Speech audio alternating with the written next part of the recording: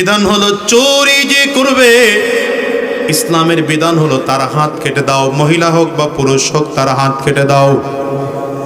একবার চুরি করেছে ডান হাত কেটে দাও, আর একবার চুরি করেছে বাম পা কেটে দাও। আবার চুরি করেছে বাম হাত কেটে দাও, আবার চুরি করেছে ডান হাত কেটে দাও। এমন করে করে বারবার করে যদি চুরি করে ধরা খায়, আমি তো মাঝে মাঝে বলি আমার দেশের মেম্বার চেয়ারম্যানদেরকে যদি এই আইনটুকু পাশ করা হতো, সাধারণ জনগণ লাগবে না। যদি বলা হতো সরকারে কোনো সম্পদ যদি আমার দেশের কোনো মেম্বার চুরি করে, কোনো চেয়ারম্যান চুরি করে, ঢাকা জাতীয় মসজিদ বাইতুল মুকাররমে জুমার নামাজ শেষ করে হাজারো মানুষদের উপস্থিতিতে, শত মিডিয়ার উপস্থিতিতে তার হাত কেটে ফেলা হবে। একটা চেয়ারম্যানের হাত কেটে দিলে বাকি চেয়ারম্যান অটোমেটিক ভালো হয়ে যেত। নয়তো চেয়ারম্যানের বেতন কয় টাকা, এরা কোটি কোটি টাকার মালিক হয় কেমনে? হ্যাঁ, আমি তো আগে মনে করতাম আরে কত লাখ টাকা জানো চেয়ারম্যানের বেতন, হওয়ার পরে দেখি আরে বেতন মাত্র 4,500। কত? আরে না, 4,500 মিয়া। হ্যাঁ, 4,500 টাকা মাসিক বেতন চেয়ারম্যানের, তাও প্রতি মাস। ওই আগে বইলে নাই সম্মানী ভাতা কয়েন। 4,500 টাকা সরকার থেকে দেয়, তাও 3 মাস 4 মাস পরে পরে। হ্যাঁ, আর যদি পরিষদের ইনকাম ভালো থাকে তাইলে আরো টাকা নিতে পারে। টোটাল 10,000 টাকা একজন চেয়ারম্যান বেতন নিতে পারে, আর মেম্বার নিতে পারে 7,000। আসেননি মেম্বার? আছেন 2 একজন? কই? এই জন্যই কইছে যে সম্মানী, মানে এটা বুঝ দিতে হবে তো বইলে আর কি। সব থেকে অবহেলিত জনপ্রতিনিধি হচ্ছে মেম্বার আর চেয়ারম্যান। তো কাজ অনেক বেশি, অনেক বেশি কাজ। তো যাও, কত? 10,000 টাকা। একজন চেয়ারম্যানের মাসিক বেতন যদি 10,000 হয়, তাও সরকার সব দিতেছে না, সরকার দিতেছে কত? 4,500। তো 10,000 টাকাই ধরলাম। 5 বছরে আপনি কত টাকা বেতন নেবেন? 5 বছরে 5 বরং 60,000 না, 6 লাখ। 60 মাস কত হইল? 6 লাখ টাকা বেতন পাওয়ার জন্য 5 কোটি টাকা খরচ করেন। হ্যাঁ, চেয়ারম্যান নির্বাচনে কত, ইলেকশনে কত খরচ হয় চেয়ারম্যান করে? আমার কথা জিজ্ঞেস করেন না, আমার খরচ হয় নাই, কারণ কাউরে টাকা দেওয়া লাগেনি। তো আলহামদুলিল্লাহ, ওই যে 1 কোটির বেশি। হ্যাঁ, 2-4-5 কোটি টাকা খরচ হয় কি হয় না? এই লোক যখন দেখে এত টাকা খরচ হয়ে গেল, তখন তো সে বেতন নিয়ে এটা উঠাইতে পারবে না। এটা উঠানোর জন্যই তখন চাঁদাবাজি শুরু করে দেয়। দোকানে চাঁদাবাজি, মার্কেটে চাঁদাবাজি, দান বাক্সে চাঁদাবাজি, মসজিদের টাকা মেরে খায়, রাস্তার টাকা মেরে খায়, সালিশে করে টাকা খায়, কোটি কোটি কোটি টাকার মালিক হয়ে যায়। ও টাকা আসছে চেয়ারম্যানের থেকে না, চুরি কইরা। কথা বুঝেন? ঠিক তো এখন বলেন, নির্বাচনের সময় তো আমরা হুজুররা কেউ মার্কা দিলে তখন হুজুরেরা, হ্যাঁ, দাঁত মুখ বড় করে হুজুরেরা। একবার চেয়ারম্যানই করা লাগে, একবার ইলেকশন করা লাগে। তো ইলেকশন এরা করবে না, নির্বাচন এরা করবে না, করবে সব চোরেরা, আর খাবে সব। কি কথা বল না তো? দেখেন না, খাইতে খাইতে 10 ব্যাংক ফাঁকা করে ফেলাইছে। 10 ব্যাংকের লেনদেন বদ্ধ হয়ে গেছে। আপনি বুঝেন কি পরিমাণ খাওয়া খাইছে? খাইতে সুযোগ দেন, আরো কি করবেন? আর আল্লাহ হেফাজত করুন। বুঝলে বুঝেন, না বুঝলে না বুঝেন, নিজের খায় আর কত বুঝাম। নবীজি হাত তুলেছেন, কোরআনুল কারীম খুলেছেন বিচারের জন্য। কি বিচার হবে? চোর চুরি করলে হাত কেটে দাও, বিচার ফয়সালা দিবেন। সাহাবায়ে কেরাম আশ্চর্য হয়ে তাকিয়ে আছেন। আরে, নবীজির বংশের কোনো মহিলার যদি হাত কাটা হয়, এর থেকে বেইজ্জতি আর হতে পারে না। নবীজি মাত্র হিজরত করে মদিনায় আসছেন, তো মদিনার মানুষগুলো নবীর ব্যাপারে ধারণা নষ্ট হয়ে যাবে। সব সাহাবায়ে কেরাম মিলে সিদ্ধান্ত নিচ্ছে যে নবীজির কাছে কোনো কায়দায় যদি খবর পৌঁছানো যায়, মাশাআল্লাহ, ঠিক আছে, কোনো কায়দায় যদি খবর পৌঁছানো যায় যে হুজুর এটা আপনার বংশের মহিলা, হাত না কেটে একটু শাস্তিটা কমায় টমায় দেওয়া যায় কিনা। হ্যাঁ, কে যাবে নবীর কাছে? নবীর কাছে যাওয়ার তো কারো সাহস নাই। দেখেন না, নবীজি ঘুমিয়ে আছেন ফজরের নামাজের সময়, মানে ঘুমিয়ে আছেন বলতে আল্লাহ ঘুম পাড়ায় রাখছেন, কেউ তো যাওয়ার সাহস পায় না। তো আজকেও তো কেউ যাওয়ার সাহস পায় না। ইতিহাস জানেন না আপনারা? আজানের সময় ফজরের নামাজে আসসালাতু খায়রুম মিনান নাওম এটা সংযুক্ত ছিল না, পুরোটাই আজান ছিল, ফজরে ওই আজানই দেওয়া হতো। একদিন আল্লাহ তাআলা নবীকে ঘুম পাড়ায় রাখছেন ফজরের সময়।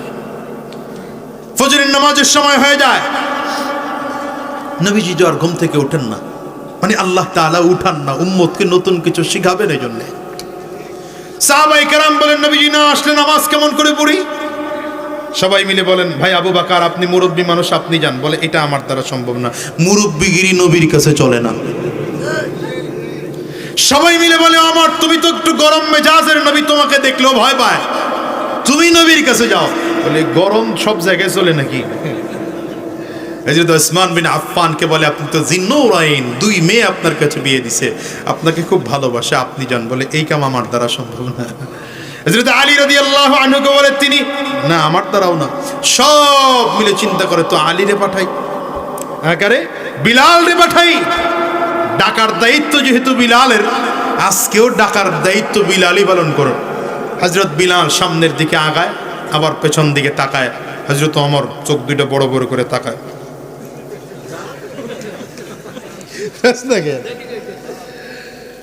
আল্লাহ, হযরত বিলাল গিয়েছেন নবীজির দরজার সামনে গিয়ে দাঁড়ায় আছে। কি বলে ডাক দিবেন নবীকে? আরে আদব! আল্লাহু আকবার!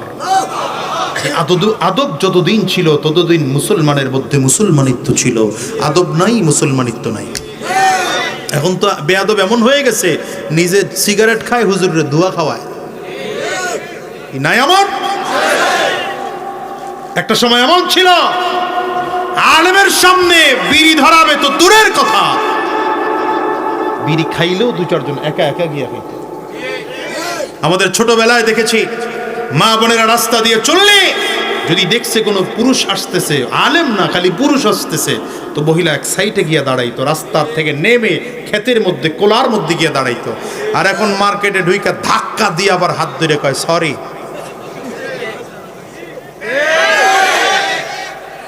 কোথায় গেছে দেশ খবর আছে আপনার?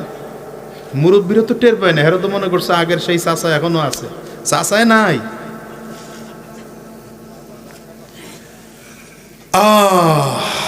রাগ করতেছেন আপনারা? কিছু কথা বলতে মনে চাইতেছে আর কি, জন্য বলতেছি। আপনারা যদি বেশি বিরক্ত হন খালি বইলা দিয়েন, সংক্ষিপ্ত করে দেন। হযরত বিলাল নবীজির দরজার সামনে দাঁড়িয়ে আছে, কি বলে ডাক দিবে নবীকে? নবীজিরে যদি বলে হুজুর ঘুম থেকে উঠেন, হয় না, এটা ডাক দেওয়া যায় না নবীকে, এভাবে বেয়াদবি হয়। কারণ আল্লাহ তাআলা কোরআনে বলেছেন, লা তারফাউ আসওয়াতাকুম ফাওকা সাউতিন নবী, নবীজির সামনে যেন নবীজির আওয়াজের থেকে তোমাদের আওয়াজ বেশি না হয়। এটা এতটা আদব করে আল্লাহ তাআলা সাহাবায়ে কেরামদেরকে চলতে বলেছেন। এখন নবীকে কেমনে ডাক দিবে? হুজুর নামাজের সময় যাইতেছে গা, তাও তো ডাক দেওয়া যায় না, কি বলে ডাক দিবে? হযরত বিলাল ওখানে দাঁড়ায় আছে, হঠাৎ করে চিন্তা করছে, মাথার মধ্যে ঢুকলো, তো দরজার সাথে মুখটা লাগায় দিয়া ডাক দেয়, আসসালাতু খায়রুম মিনান নাওম।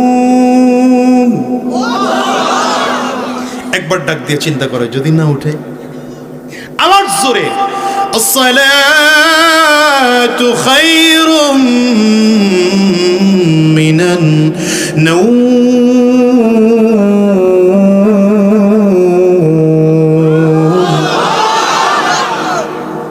নবীজি উঠছেন, বিলাল টের পাইছে, চলে আসছেন মসজিদে নামাজ পড়ার জন্য। নামাজ শেষে নবীজি ডাকলেন, আমাকে ডাকতে গিয়েছিল কে?